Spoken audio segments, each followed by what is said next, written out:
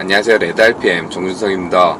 자, 이번 차량은 브랜드를 대표하는 간판 SUV 차량인데요. 국산 중형 SUV에서는 처음으로 하이브리드 시스템을 탑재한 기아자동차의 중형 SUV 소렌토 하이브리드 영상 시작합니다.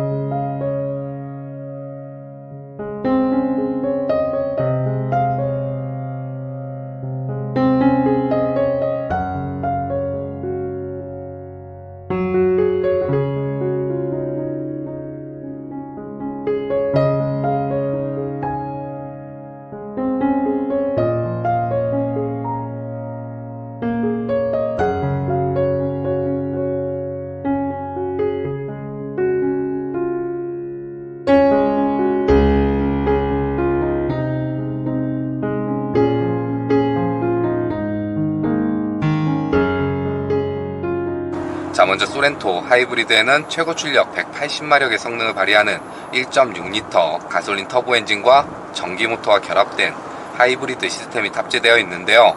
그로 인해 시스템 합산 최고 출력은 230마력 정도의 성능을 발휘합니다. 그러니까 엔진이 가진 출력만 놓고 보자면 차급 대비 그렇게 넉넉한 힘을 가지고 있진 않지만 그 부족함을 전기 모터가 보완해주며 전반적인 주행 상황에 있어 별다른 답답함이 느껴지지 않는 동력 성능을 제공해 주는데요. 거기에 이번 소렌토 하이브리드는 국산 중형 SUV 중에서는 처음으로 선보이는 하이브리드 모델일 뿐만 아니라 전기 모터와 결합된 엔진도 기존 승용 하이브리드 모델에 적용했던 NA 엔진이 아니라 터보 엔진을 처음으로 적용한 새로운 하이브리드 시스템이 탑재되었습니다. 그리고 이번에 새롭게 적용된 1.6 가솔린 터보 엔진은 소형 SUV인 셀토스나 코나에 사용된 그 엔진이 소렌토 하이브리드에도 반영이 되었는데요. K7이나 K5에 적용됐던 2.4 그리고 2.0 가솔린 NA 엔진을 대체하는 엔진이자 기존 2.4 NA 엔진에 비해 최고 출력과 최대 토크 모두 조금 더 높은 수치를 가지고 있습니다. 뿐만 아니라 엔진과 결합된 전기 모터 또한 승용 하이브리드에서 사용하는 전기 모터에 비해 용량을 키워주면서 보다 강력한 전기 모터가 새롭게 조합이 되었는데요. 그로 인해 엔진뿐만 아니라 전기 모터도 조금은 더 파워풀한 새로운 하이브리드 시스템이 이번 신형 소렌토에 반영되었다라고 보시면 될 것 같은데요. 물론 가속 페달을 깊게 가져가서 순간적인 출력을 요할 때나 일정 속도 이상의 가속에 있어서는 속도가 상승되는 데 있어 넉넉한 여유로움까지는 아니지만 초반 가속이나 일상에서 가장 많이 쓰는 속도 구간에 있어서는 적지 않은 덩치와 몸무게를 가진 소렌토를 거동시키는 데 있어 충분한 동력 성능을 연출해주는 부분은 괜찮아 보입니다. 거기에 배터리 양만 부족하지 않다고 하면 가다 서다가 반복되는 도심 정체 구간에 있어서는 EV 모드, 그러니까 엔진은 끄고 전기 모터만을 활용해서 기름 소모 없이 주행이 이루어지게 되는데요. 연비는 최종적으로 시승을 다 마치고 평균 연비를 보여드리긴 하겠지만 보통 18에서 19 그리고 주행 상황에 따라서는 리터당 20도 상회하는 연비를 보여줄 때도 있기 때문에 그러니까 일상 도심 주행에 있어서 뛰어난 연비 효율성을 보여주는 부분은 하이브리드 시스템이 탑재된 이점을 가장 잘 보여주는 대목이라 여겨지는데요. 거기에 이번 신형 소렌토에서 개인적으로도 가장 궁금했던 NA 엔진이 아니라 터보 엔진임에도 전기 모터와 연계돼서 주행이 이루어질 때 얼마나 자연스럽게 이어지고 연계가 되는지 라는 부분이었는데요. 그 연계되는 과정에 있어서도 운전자한테 별다른 이질감을 전달하지 않는 꽤 자연스러운 모습을 보여주고 있습니다. 그리고 무엇보다 먼저 시승했던 디젤 모델은 운전하면서 피로도를 누적시키는 소음과 진동에 있어서 주행을 할 때는 그렇게 큰 이질감은 없었지만 정차했을 때 그러니까 아이들링 시에나 저속 구간에 있어서는 4기통 디젤 엔진을 품은 티를 내긴 했는데요. 반면 하이브리드 모델은 상당히 정숙하면서도 부드러운 주행이 이루어지기 때문에 거의 대부분 일상을 함께하는 도시명 패밀리 SUV로는 더 적합한 파워트레인을 갖추고 있지 않나 라고 여겨집니다. 반면 아쉬운 부분은 엔진과 전기 모터는 새롭게 적용이 됐지만 변속기에 있어서는 승용 하이브리드 모델에 사용했던 6단 변속기가 반영된 부분은 아쉽게 느껴지는데요. 일반적인 주행에 있어서는 변속 타이밍이라든지 출력을 전달하는 데 있어서 크게 불편함이 느껴지진 않고 또 연비도 꽤 만족할 만한 수치를 보여주긴 하지만 주행 상황에 따라서는 약간 늘어지는 모습을 보여줄 때도 있고 속도를 줄이고 다시 재가속이 이루어질 때 변속 타이밍에 있어서는 좀 더딤을 가지고 있기 때문에 연비적인 부분이나 전반적인 주행 성능에 있어서 보다 도움을 주는 다단 변속기로 변화를 줬으면 더 좋지 않았을까 생각이 남는 부분이었습니다. 자, 그리고 승차감은 먼저 시승했던 디젤 모델과 크게 다름은 없는데요. 전반적인 하체 세팅은 조금은 타이트한 성격을 가지고 있긴 하지만 그래도 패밀리 SUV로 편안한 승차감을 연출해주는, 그러니까 4세대 소렌토로 변화하면서 적용된 신규 플랫폼의 유연함이 더해진 편안하면서도 어느정도 안정적인 승차감을 보여줍니다. 자, 그리고 핸들 조향은 조향하는 대로 별다른 이질감 없이 반응을 해주는 편이고, 무게감에 있어서도 드라이브 모드나 주행 상황에 따라서 무게감을 달리해주는 세팅을 가지고 있는데요. 물론 조향하는 대로 민첩하게 반응해주는 것까지는 아니지만 이전 세대에 비해 보다 직결감이 느껴지는 핸들 조향을 가지고 있는 부분도 괜찮아 보이고요. 거기에 브레이크 제동력은 하이브리드 차량은 브레이크 페달을 밟는 순간 회생제동 에너지가 발생을 하기 때문에 초반에는 약간 안 밟힌 듯한 느낌을 주고 중후반에는 조금 밀리는 이질감을 가지고 있는데요. 소렌토 하이브리드에 적용된 브레이크 시스템은 그 이질감을 최소화시켜준 세팅을 가지고 있습니다. 그래서 브레이크 페달을 밟을 때 회생제동 에너지가 발생하는 소음은 어느 정도 들리는 편이지만 브레이크 페달을 조작하는 거에 따라 별다른 이질감이 들지 않는 자연스러운 제동력이 전달되는 부분도 괜찮아 보입니다. 자, 그리고 디자인은 하이브리드 모델이라고 별반 다름은 두지 않은, 그러니까 먼저 시승했던 디젤 모델과 동일한 디자인을 가지고 있는데요. 전반적인 디자인에 있어서는 크게 호불호가 갈리지 않는, 그러니까 다수가 좋아할 만한 꽤 근사한 생김새를 보여주고 있습니다. 거기에 이전 세대 3세대는 좀 동글동글했던 곡선 라인을 주로 사용했다고 하면 이번 4세대 신형 소렌토는 직선 위주의 조금은 더 남성적이면서도 강인한 선들이 주를 이루고 있는데요. 전면부에서는 기아 자동차를 대표하는 타이거 노즐, 호라이코 그릴의 영역을 확장시켜주고 그 그릴은 헤드램프와 맞닿는 형태를 그려줌으로써 차가 조금은 더 넓어 보이면서도 웅장한 분위기를 연출해주고 있습니다. 거기에 DR의 데일라이트 램프는 헤드램프와 독립된, 그러니까 하단에 따로 배치된 형태를 그려주고 그 위쪽 헤드램프도 꽤 날렵한 형태를 잡아줌으로써 그릴과 연결된 형태에 있어서 별다른 군더더기 없는 꽤 깔끔한 디자인을 보여주는 부분도 괜찮은데요. DR의 데일라이트는 방향지등과 연동되는 구성을 갖추고 있습니다. 그래서 방향지등을 켜게 되면 턴시그널 램프 역할을 해주게 되고, 방향지등이 꺼지게 되면 다시 데일라이트 역할을 해주는 램프 구성이라고 보시면 될 것 같고요. 이외에 하단 범퍼도 직선 위주의 와이드한 형태로 그려주고 양쪽 사이드에는 공기가 지나가는 에어덕트를 적용을 시켜줘서 조금은 더 스포티한 분위기를 연출해주는 전면부 디자인을 표현해주고 있습니다.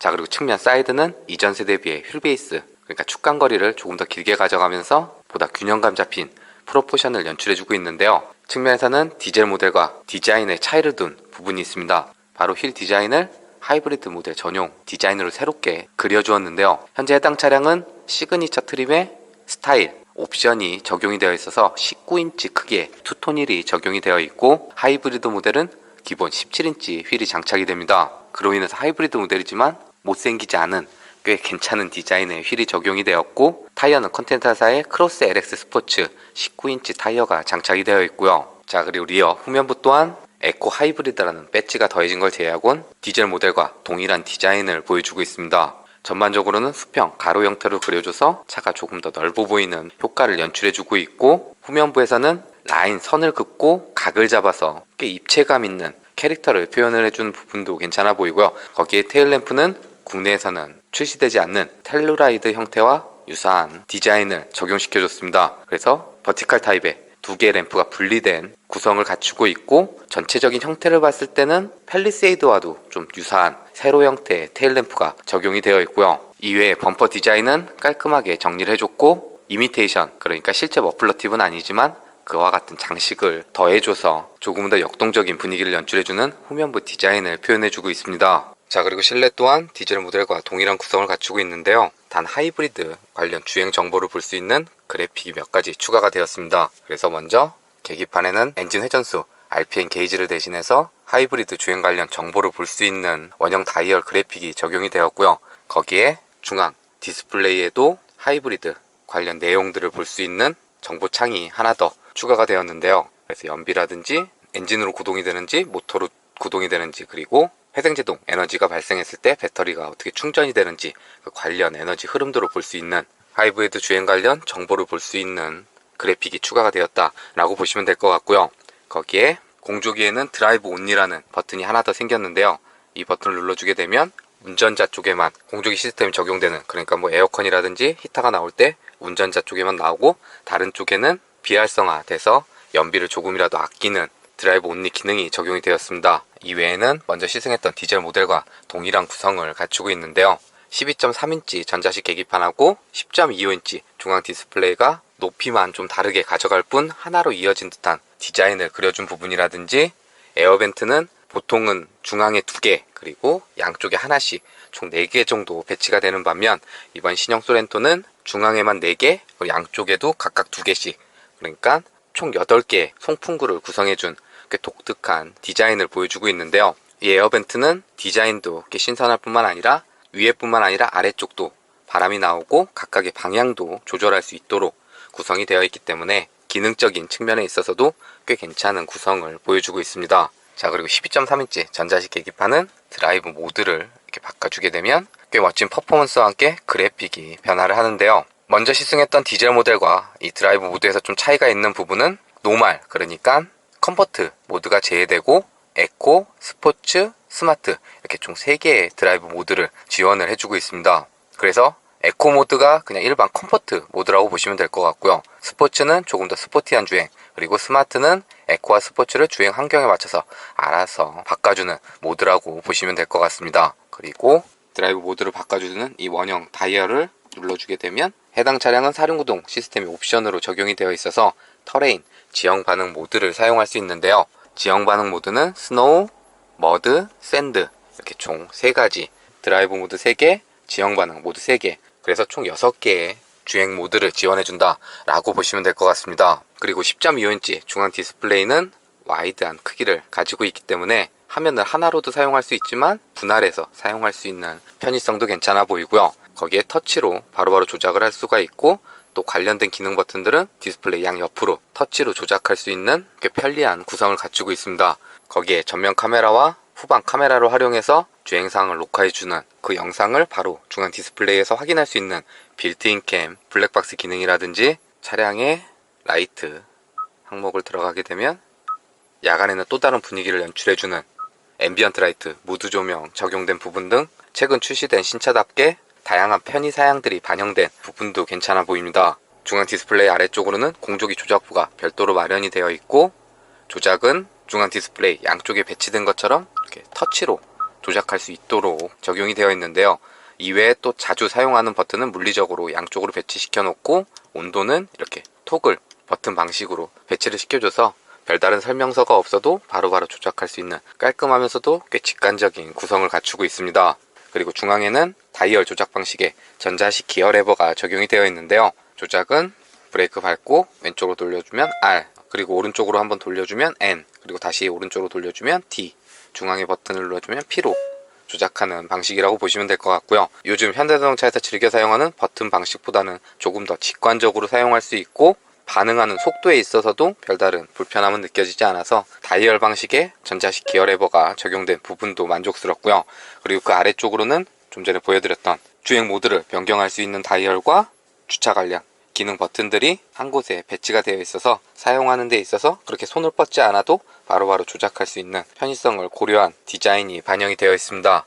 이외에 이번 신형 소렌토에서 개인적으로 가장 마음에 드는 스티어링 휠 핸들은 투톤으로 반영이 되어 있어서 보기에도 좋고, 그리고 잡았을 때 그립감에 있어서도 림을 감싸놓은 가죽의 질감이 꽤 괜찮은 편이라 스티어링 휠 핸들에 대한 만족도는 꽤 괜찮은 편이고요. 거기에 양쪽에 배치된 기능 버튼이라든지 뒤에 패드 시프트도 마련된 스티어링 휠 핸들 구성을 보여주고 있습니다. 자, 그리고 해당 차량은 6인승 모델로 2열 시트가 각각 독립된 시트 구성을 갖추고 있는데요. 그로 인해서 2열에 착석했을 때 조금 더 편안하면서도 여유로운 공간을 연출해주고 있습니다.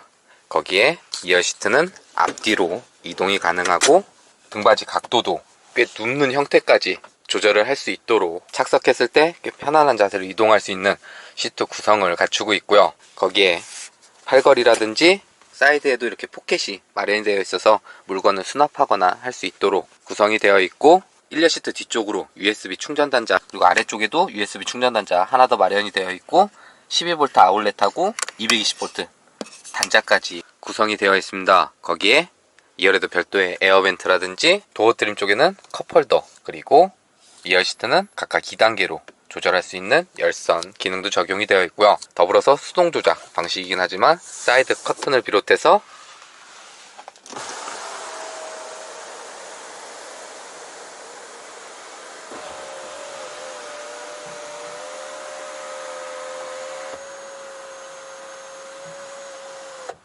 2열에서도 답답하지 않은 꽤 시원한 개방감을 느낄 수 있는 파노라마 썬루프까지 공간이나 편의 사양에 있어서 별다른 불만이 생기지 않는 꽤 만족스러운 구성을 갖추고 있고요. 자, 그리고 6인승 모델이기 때문에 3열 시트도 별도로 마련이 되어 있는데요. 2열 시트 위쪽에 있는 이 버튼을 눌러주게 되면 앞으로 슬라이딩 되는 구성을 갖추고 있습니다. 그래서 해당 차량처럼 6인승 모델은 중앙 통로를 이용해서 3열 시트로 착석을 할 수도 있지만 2열 도어를 열고 보다 편하게 탑승할 수 있도록 되어 있는 부분도 괜찮고요. 3열 공간은 2열 시트를 어떻게 가져가느냐에 따라서 다를 수밖에 없는데 2열 시트를 뒤쪽으로 밀어놓으면 레그룸에 대해선 빠듯한 공간을 연출해주지만 2열 시트를 좀 앞쪽으로 당겨놓게 되면 레그룸에 좀 여유가 생기는 공간이라고 보시면 될 것 같습니다. 거기에 헤드룸도 그렇게 여유로운 공간은 아니기 때문에 성인 2명이 착석을 해서 잠깐 이동을 할 때는 꽤 유용한 공간이 되어주겠지만 장거리 이동할 때는 좀 답답함이 동반이 될 수 있고요. 반면 3열도 바람 크기 조절할 수 있는 조작부라든지 에어벤트, 그리고 USB 충전 단자하고 컵홀더, 핸드폰하고 다른 소지품 넣을 수 있는 공간은 마련이 되어 있어서 3열 승객을 위해 편의 사양을 갖추고 있는 부분은 괜찮아 보입니다. 그리고 트렁크는 대부분 이쪽에 있는데 소렌토는 이 소렌토 레터링 아래쪽에 트렁크를 개폐할 수 있는 버튼이 마련이 되어 있거든요. 그래서 이 부분을 눌러주면 오픈이 되는 전동식 트렁크가 적용이 되어 있고요. 현재처럼 3열 시트를 세워놓은 상태에서는 그리 여유로운 적재 공간을 가지고 있진 않지만 그래도 이 아래쪽에도 또 별도로 수납할 수 있는 공간도 마련이 되어 있고 이 끈을 당겨주게 되면 3열 시트를 폴딩 시킬 수 있는, 그래서 짐을 싣거나 적재를 할 때 좀 더 유용하게 사용할 수 있는 공간을 구성을 할 수가 있습니다. 그리고 3열 시트를 접었을 땐 평평하게 구성이 되어 있고 깊이라든지 전반적인 적재 공간에 있어서도 딱히 부족함이 느껴지지 않는 넉넉한 공간을 제공을 해주고요. 이 이상의 적재 공간이 필요할 때는 2열 시트까지 폴딩이 가능하기 때문에 전반적인 적재 공간에 있어서는 별다른 불만이 생기지 않는 실용적인 구성을 갖추고 있습니다. 그리고 다시 닫을 때는 이 버튼 눌러주면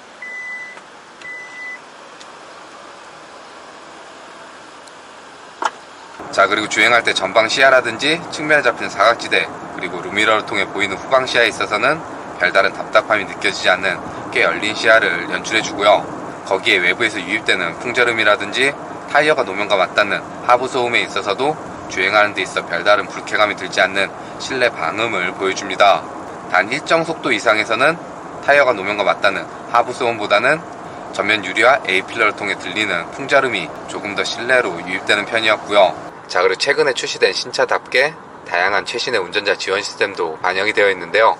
먼저 크루즈 컨트롤을 자동차 전용도로니까 속도는 90km로 설정해 놓도록 하겠습니다. 그러면 가속 페달과 브레이크 페달을 별도로 조작하지 않아도 앞차와의 거리를 계산해서 지정해놓은 속도 내에서 따라서 주행이 이루어지는 스마트 크루즈 컨트롤이 적용이 되어 있고요. 거기에 차선과 차선을 인식해서 차선의 중앙을 잡고 핸들을 조향해주는 차선 유지 어시스트 기능도 반영이 되어 있습니다. 그로 인해 현재처럼 핸들을 잡고 있지 않아도 주행이 이루어지는 반자율 주행 시스템을 사용할 수 있는데요. 소렌토에 적용된 스마트 크루즈 컨트롤은 앞차가 멈추면 같이 멈추고 재출발하면 따라서 주행이 이루어지는 스탑앤고 기능이 포함이 되어 있고요. 뿐만 아니라 HDA 하이웨이 드라이브 어시스트 기능이 고속도로뿐만 아니라 현재처럼 자동차 전용도로에서도 활성화된, 그러니까 기능이 확장된 구성을 갖추고 있습니다. 그리고 핸들 아이콘 이 버튼을 눌러주게 되면 스마트 크루즈나 속도와 상관없이 핸들을 조향해주는 모습을 보여주는데요. 이와 같은 운전자 지원 시스템은 장거리 주행 시 피로도를 줄여주는 역할도 해주지만 가다서다가 반복되는 일상 도심 주행에서 보다 안전한 주행에 더 많은 도움을 주는 기능이기 때문에 한층 똑똑해진 반자율 주행 시스템을 사용할 수 있는 최신의 운전자 지원 시스템이 반영된 부분은 신형 소렌토에 적용된 다양한 기능 중 꽤 돋보이는 요소가 아닐까 여겨집니다. 자, 그리고 이 기능도 적용이 되어 있는데요. 깜빡이를 넣으면 사이드 미러에 있는 카메라를 활용해서 그 영상을 계기판에 비춰주는 후측방 모니터 기능도 적용이 되어 있습니다. 그래서 좌측 깜빡이를 넣으면 좌측 화면이, 그리고 우측 깜빡이를 넣으면 우측 화면이 계기판을 통해 보여지게 되는데요. 사이드 미러를 보는 것보다 카메라의 화각이 훨씬 넓기 때문에 사각지대를 최소화시켜주고 보다 안전한 주행에 도움을 주는 후측방 모니터 기능도 적용이 되어 있습니다. 자, 그리고 연비 총 주행거리는 444km 정도 이동을 했고요. 연비는 트림상 리터당 16.3, 정도 표기가 됐습니다. 그럼 남은 주유량 가지고 이동할 수 있는 거리가 367km 정도 표시가 되니까 1회 풀탱크 주유했을 시 대략 한 800km 정도 이동할 수 있는 연비를 보여줬다 라고 참고하시면 괜찮을 것 같고요. 국산 중형 SUV 중 처음으로 선보인 하이브리드 모델인 이 차량은 부족함 없는 주행 성능과 더불어 뛰어난 연비 효율성, 거기에 근사한 생김새까지 패밀리 SUV로 잘 팔릴만한 상품성을 두루 갖추고 있었는데요. 친환경차 인증을 못 받은, 그러니까 구입할 때 세제 혜택을 못 받는 부분은 아쉽게 느껴졌지만, 그럼에도 매력적인 상품성과 더불어 적지 않은 덩치를 가진 소렌토가 별다른 소리 없이 스르르 미끄러지듯 지하 주차장을 빠져나오는 모습은 꽤 인상적이었던 기아자동차의 중형 SUV 소렌토 하이브리드였습니다.